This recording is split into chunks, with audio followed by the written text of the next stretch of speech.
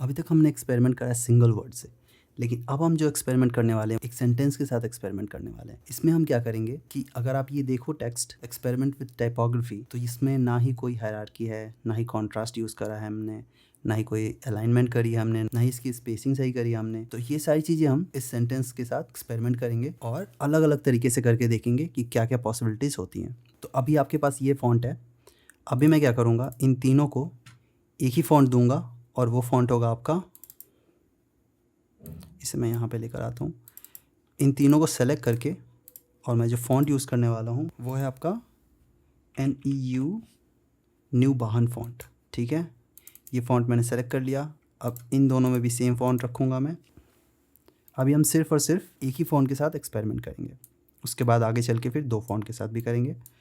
तो इसमें क्या है, आपको कभी भी ऐसा सेंटेंस मिलता है तो उसमें आपको देखना होता है कि कौन सा वर्ड है जो सबसे इम्पॉर्टेंट है। पूरे सेंटेंस में एक या दो वर्ड होते हैं जो इम्पॉर्टेंट होते हैं। इसमें क्या है, हमारा जो सबसे इम्पॉर्टेंट वर्ड है वो है टाइपोग्राफी। तो इसको इम्पॉर्टेंस देना है, तो इसके लिए मैं इसको बड़ा कर दूंगा, क्योंकि ये सबसे ऑब्वियस चीज़ होना चाहिए आपके सेंटेंस का, जो क्लियर दिखना चाहिए आपको। ठीक है, तो ये मैंने यहाँ पे कर दिया। अब इस फॉन्ट को हम, क्योंकि ये इम्पॉर्टेंट है पर उतना भी नहीं है, तो इसे मैं छोटा रखूँगा। और ये जो विद है, इसका प्रेजेंस है, इसका इम्पोर्टेंस है, ये इसके बिना ये सेंटेंस कंप्लीट नहीं होगा, लेकिन इतना भी नहीं है कि इसे हम बिल्कुल ही हाईलाइट कर दें या इतना भी इसको वेट दें, तो इसे हम छोटा कर देंगे। अब यहाँ पे क्या हुआ ना कि हमने यहाँ पे हायरार्की सेट कर दी कि हमारा जो टाइपोग्राफी है सबसे इम्पॉर्टेंट है, उसके बाद हमारा विथ इम्पॉर्टेंट है, उसके बाद है हमारा एक्सपेरिमेंट। तो इसे हम थोड़ा और बड़ा कर सकते हैं। ठीक है, विथ को हम यहाँ पे रख देते हैं। अब इन तीनों को सेलेक्ट करके मैं इसकी प्लेसमेंट सही कर दूंगा। ठीक है, अब अलाइनमेंट भी जो है ना वो सही है, ये अलाइनमेंट सही है, लेकिन अभी पर हम एक शेप यूज़ करेंगे जिससे इसको थोड़ा और बेटर बनाएंगे। उसके लिए क्या करेंगे, हम रेक्टेंगल टूल लेंगे और एक लाइन ऐसे ड्रॉ कर देंगे।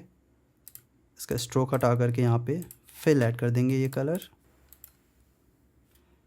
इस पर क्लिक करके इसका कलर सेलेक्ट कर लेंगे हम, ये। ठीक है, ओके, ठीक है। ये अब मैं इसे थोड़ा नीचे करूँगा और ऑल्ट प्रेस करके इसको कॉपी कर लूँगा। ठीक है, अब विड्थ को मैं इन दोनों लाइन के बीच में कर दूँगा। तो ये हो गया हमारा। तो इसमें क्या है, मैंने क्लियर कट हायरार्की सेट कर दी कि एक्सपेरिमेंट विद टाइपोग्राफी। जैसे कोई भी बहुत अच्छे स्पीकर होते हैं, उनका अगर आप स्पीच सुनोगे तो आपको रियलाइज़ होगा कि वो किसी किसी वर्ड पे ज़्यादा हाईलाइट करते हैं, उससे ज़्यादा टाइम लेकर के बोलते हैं, उसमें वॉल्यूम थोड़ा उनका बढ़ जाता है। तो इसे अगर कोई प्रोनाउंस करेगा जो वेल ट्रेंड स्पीकर है, तो वो इसे ऐसे प्रोनाउंस करेगा कि एक्सपेरिमेंट विथ टाइपोग्राफी। तो वो एग्जैक्ट सेम चीज़ ये टाइपोग्राफी भी दिखा रहा है। ये तो विजुअल फॉर्म है।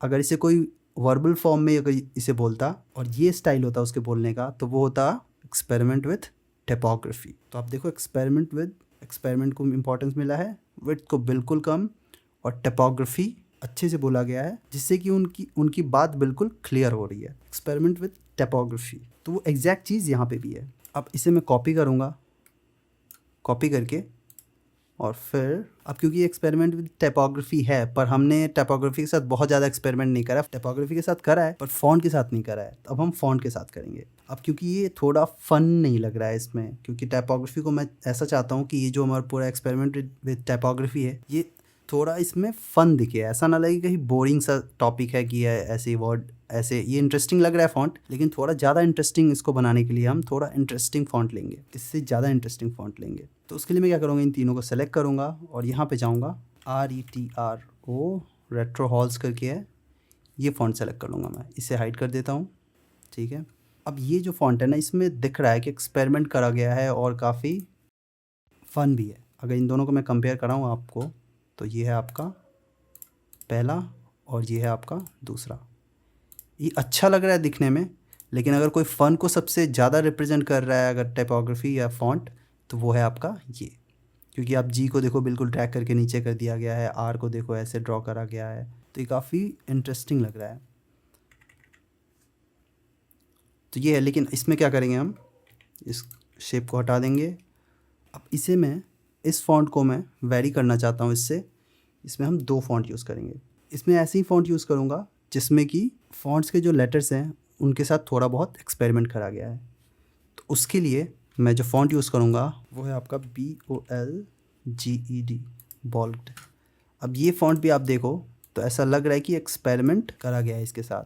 ई के साथ देखो तो अलग ही शेप है, इसे बहुत बड़ा कर दिया, इसे बहुत छोटा कर दिया गया, जो कि हम सेम कर रहे हैं कि अपने टेक्स्ट के साथ बहुत डिफरेंस रख रहे हैं साइजेस में। तो सेम चीज़ इसमें भी करा गया है। तो ये मुझे अब ये ज़्यादा इंटरेस्टिंग और इससे फ़न रिप्रेजेंट हो रहा है इस टाइपोग्राफी से। अब इसे मैं ड्रैग करके इनके बीच के गैप को बढ़ा देता हूँ, इसके साइज को थोड़ा छोटा कर दूँगा और इन तीनों को सेलेक्ट करके कंट्रोल A और इसे सेंटर लाइन कर दूँगा, कंट्रोल D। इसको थोड़ा और छोटा कर सकते हैं ताकि थोड़ा कॉन्ट्रास्ट होगा तो कॉम्पोजिशन ज़्यादा इंटरेस्टिंग लगेगा, कंट्रोल D। अब ये सही लग रहा है पर इसके स्पेस को हम थोड़ा और बढ़ा सकते हैं। ठीक है, इसे थोड़ा और छोटा कर सकते हैं हम। ओके, कंट्रोल A और इसे सेंटर लाइन कर देंगे, कंट्रोल D। इनके बीच थोड़ा हम गैप दे सकते हैं। ठीक है, ये डन है। तो ये भी डन हो गया। अब हम नेक्स्ट एक्सपेरिमेंट की तरफ आगे बढ़ते हैं। अब इसमें मैं क्या करूँगा, यहाँ पे जाऊँगा और फ़ॉन्ट चेंज करूँगा मैं GRAPHER। अब ये फ़ॉन्ट है हमारा, तो इसमें देखो तो ये बिल्कुल ही परफेक्ट है।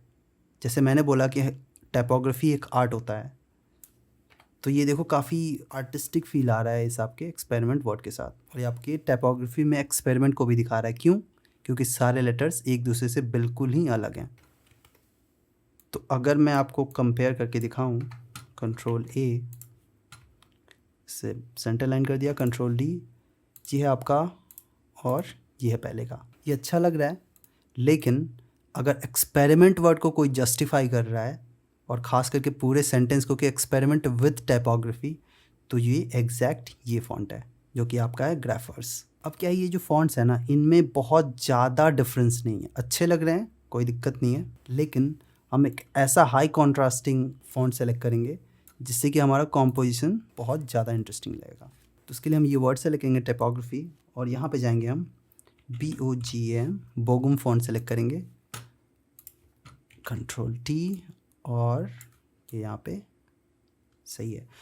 अब ये इंटरेस्टिंग भी लग रहा है और इसका प्रेजेंस जो है ना काफ़ी ज़्यादा है, क्योंकि इतने थिक इनके लाइंस और स्ट्रोक्स हैं ना, जिसके कारण इसका प्रेजेंस बहुत ज़्यादा हैवी है।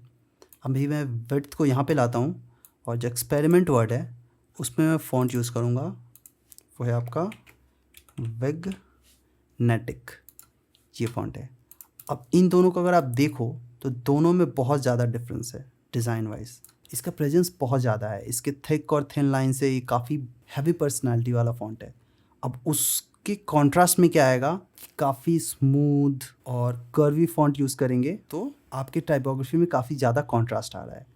तो इसे मैं कंट्रोल T करके और यहाँ पे डाल दूँगा, या फिर यहाँ पे डाल सकते हैं हम। ओके, विड्थ को मैं किसी फ़ॉन्ट से यूज़ कर लूँगा। यहाँ पे मैं normal sans serif font use करता हूँ, एवेनिर। इसके बीच के गैप को हटाता हूँ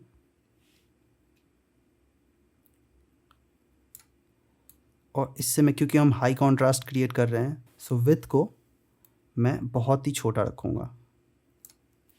तो विड्थ को क्या करूँगा, मैं वाइट फ़ॉन्ट में यूज़ कर लूँगा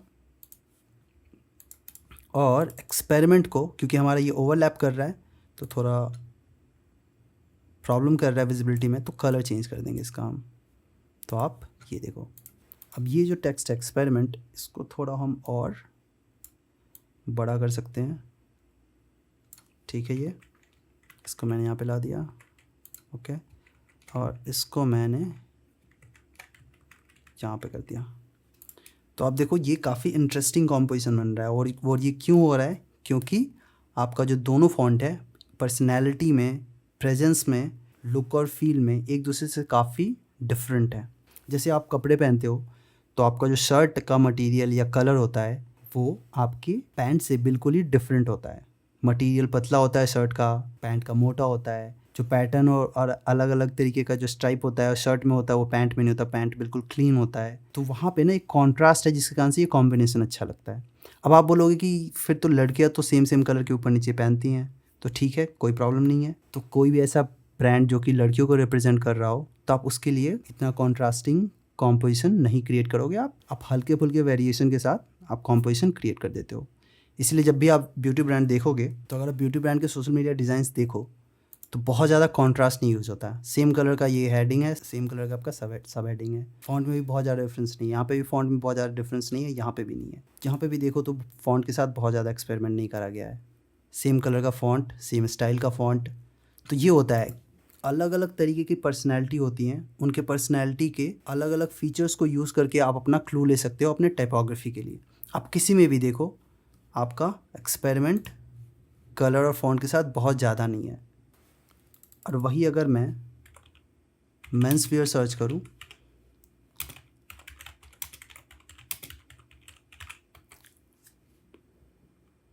तो आप देखो कितना एक्सपेरिमेंट करा गया है। यहाँ पे देखो वाइट कलर, ब्लैक कलर, ऐसे कर्वी फॉन्ट। यहाँ पे देखो ये येलो कलर, यहाँ पे देखो, यहाँ पे देखो, एक्सपेरिमेंट करा गया है बहुत ज़्यादा। यहाँ पे देखो कितना एक्सपेरिमेंट करा गया है। तो ये होता है, आप पर्सनैलिटी के अकॉर्डिंग आप चीज़ें क्रिएट करते हो। यहाँ पे देखो कितने सारे फ़ॉन्ट और कलर्स यूज़ करे गए हैं। यहाँ पे देखो कितना कॉन्ट्रास्ट है फ़ॉन्ट्स और कलर में। यहाँ पे भी बहुत ज़्यादा कॉन्ट्रास्ट है, वही आपने ब्यूटी ब्रांड में देखा नहीं है इतना। यहाँ पे भी देखो कितना ज़्यादा कॉन्ट्रास्ट है। तो ये होता है, आपको किसी ना किसी चीज़ से क्लू लेना होता है।